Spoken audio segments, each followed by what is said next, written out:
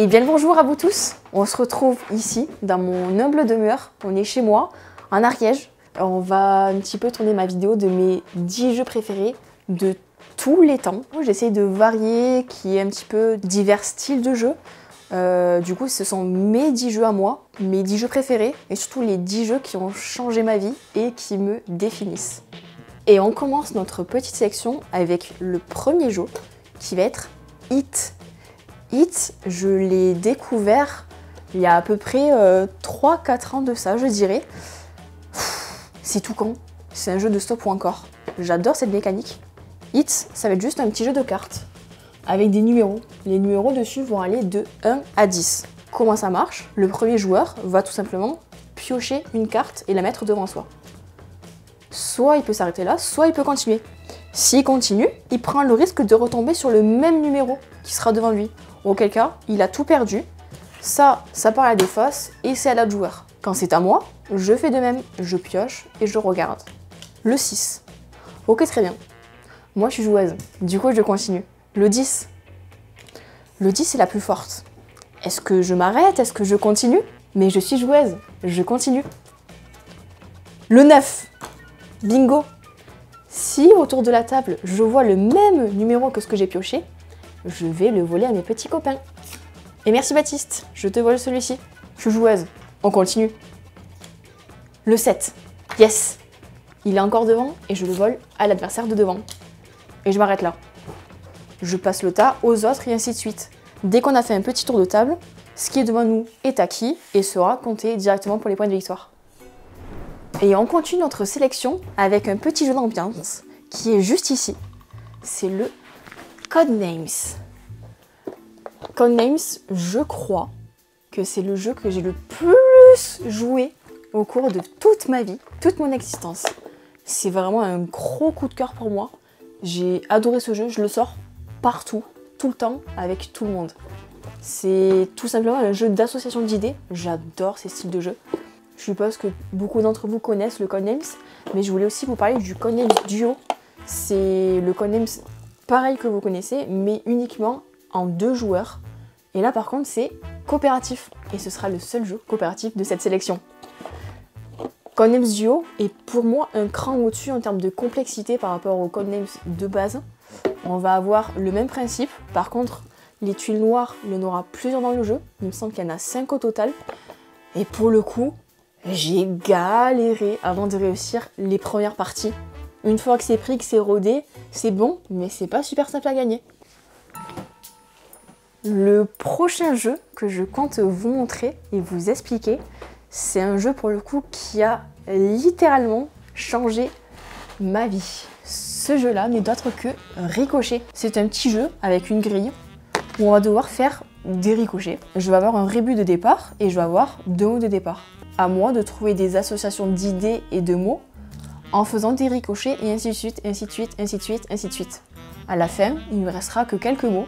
Ces mots, quand je les mets dans un ordre plus ou moins logique, je vais trouver une phrase pour répondre à ce fameux rébut. Un jour, mon compagnon a tout simplement envoyé un message sur un groupe sur Facebook de jeux de société pour avoir une idée de demande en mariage pour moi. Plusieurs personnes dans les commentaires ont répondu tel style de jeu, tel jeu, essayer de trouver des demandes. Et parmi tous ces commentaires, il y a un fameux Cyril Blondel qui a commenté en disant « Eh, pourquoi pas tu ferais pas une petite grille de ricochet pour faire la demande en mariage ?» L'idée était passée. 6 mois plus tard, mon compagnon n'avait toujours pas trouvé d'idée. Et finalement, il s'est rappelé de ce fameux Cyril Blondel. Eh, c'est pas con quand même de faire une demande sur ricochet. Il sort la boîte et il se rend compte que le Cyril Blondel, c'était l'auteur de Ricochet. Tout bonnement, il le contacte, il lui explique le projet, si c'était toujours ok pour lui, si l'idée était possible ou autre. Et finalement, il lui a fait une grille pour la demande en mariage. Les mois suivent, et un jour, un beau matin, on dépose notre fils chez les beaux-parents, et il me dit « Viens mon chéri, on va faire quelque chose ». Bon, je me dis « Ok, qu'est-ce que c'est ?» Sachant que c'était mon anniversaire 1 mois auparavant. Du coup, une surprise, un cadeau d'anniversaire, qu'est-ce que c'est, qu'est-ce que c'est? On arrive à la maison et il me dit tiens, on va jouer à Ricochet. Ok, mais on les a déjà tous faits. Il me dit non, là il est pour toi celui-ci. Le rébut commence avec le 10 110. À moi de trouver la suite. Et j'ai passé des plombes, mais des plombes. J'ai mis au moins 20 minutes avant de comprendre l'énigme. C'était super dur, c'était super bien fait. Je m'y attendais pas, je comprenais pas. Je dis mais qu'est-ce qu'il fait? Pourquoi on dépose notre fille chez les beaux-parents? Pourquoi on joue à ricochet? Qu'est-ce qu'on fait? Je comprends pas, ça n'a ni queue ni tête. Au bout d'un moment, j'ai réussi à trouver l'énigme. À vous de voir si vous avez trouvé, si vous galérez autant que moi. Dites-moi dans les commentaires, là, je suis curieuse. Finalement, l'énigme, j'ai compris à la fin que c'était une demande en mariage. Et en fait, ce moment, il était juste magnifique, super fabuleux, super beau et super touchant pour le coup parce que c'est un domaine qu'on aime tous les deux. On a adoré Ricochet, d'avoir la grille spécifiquement pour moi, c'est super cool. Et franchement, on remercie beaucoup Cyril Mandel parce que c'est une expérience qui a été unique. Et là, vous voyez, je vous en parle et pour le coup, j'ai un petit peu les papillons dans le ventre et tout parce que ça me fait trop plaisir et c'est un jeu qui me tient au cœur et qui a changé ma vie. Ah, on se met à l'aise. On n'est pas bien là? Mais est-ce qu'on ferait pas mieux si on jouait à Pierre de la mer du Nord? C'est un jeu de plateau, de poste d'ouvrier et de gestion de ressources. C'était des styles de jeu avant que j'aimais beaucoup. J'avoue maintenant j'en suis un peu moins friande de ce style de jeu. Mais alors celui-là, qu'est-ce qui m'a convaincu? On va incarner des petits vikings. Hop là. Ces vikings-là, je vais devoir essayer de prendre des ressources qui vont être sur mon plateau supérieur. Ces ressources-là me permettront d'acheter des cartes. Ces cartes, je vais avoir des personnages qui vont me donner telle action, tel pouvoir. Quand je suis ici, soit je décide de me déplacer, soit je décide de faire un raid et d'aller prendre les ressources qui sont indiquées ici. Mais attention, je ne peux pas prendre tout ce que je veux. À moi de voir où est-ce que c'est possible et s'il n'y a pas déjà quelqu'un qui l'a pas pris avant moi. C'est un jeu que j'ai beaucoup joué pour le coup. Déjà l'univers me plaît. Le matos, je le trouve vraiment très mignon. Le plateau, je le trouve dinguissime. Il est trop beau. Et alors la mécanique, il est vraiment chouette. À deux pour le coup, on l'a vraiment saigné.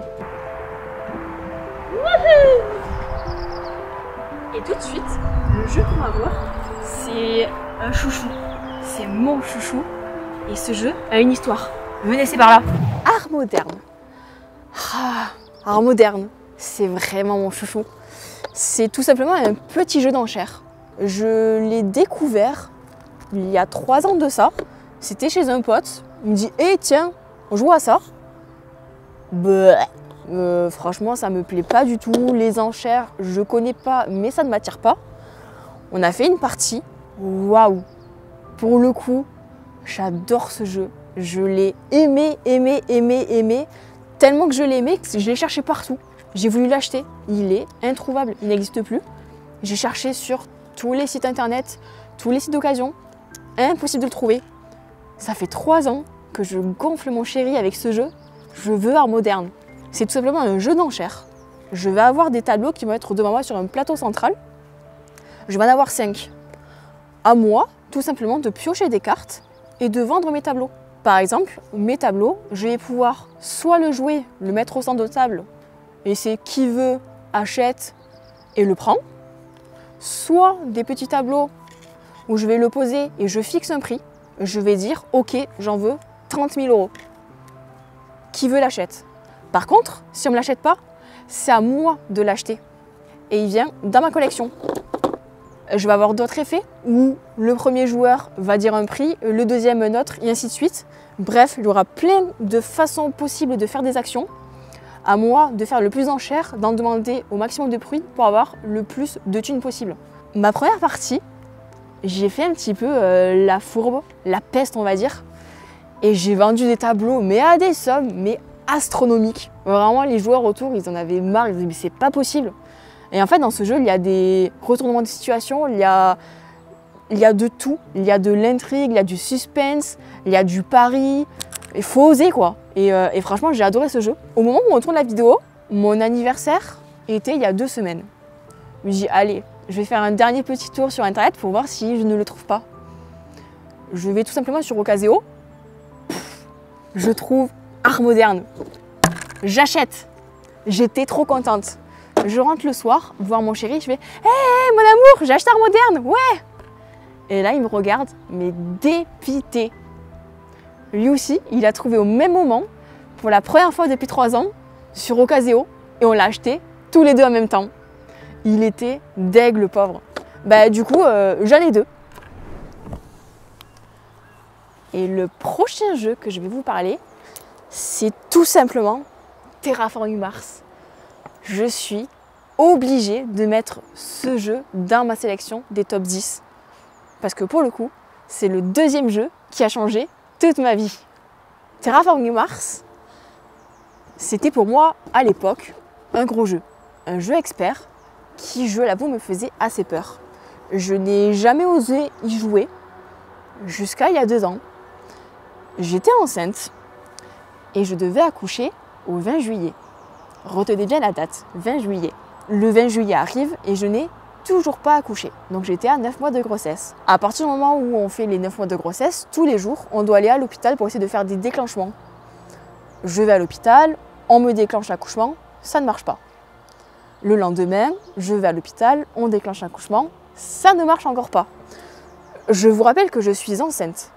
Je suis énorme comme une patate. On est en plein mois de juillet et il fait chaud, j'en ai marre. Je dis bon, c'est pas possible, on va tout faire pour essayer que j'accouche. Je prends le camion de mon père, je fais 2 heures de route en pleine campagne avec des dodanes comme ça pour essayer de déclencher, ça ne marche pas. Je vais faire du trampo, du badminton, de la piscine, je marche les escaliers, je fais du vélo, je cours, je fais tout ce qui est dans mon possible et rien ne marche. Au bout d'une semaine, c'est bon, on en a ma claque quoi. Et mon chéri a la bonne idée de dire tiens, si on essayait Terraforming Mars. Ok. On s'installe sur la table, on lit les règles.